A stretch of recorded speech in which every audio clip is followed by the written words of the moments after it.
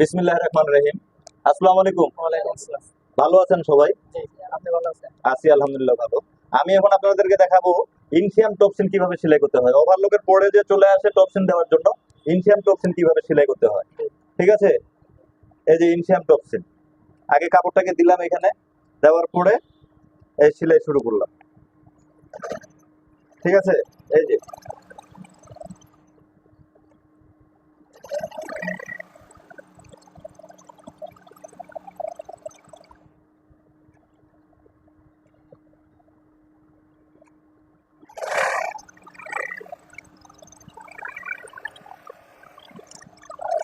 এটা কত সেকেন্ডে করা লাগবে?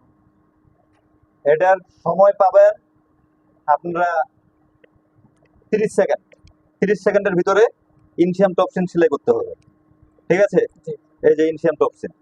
Thank you.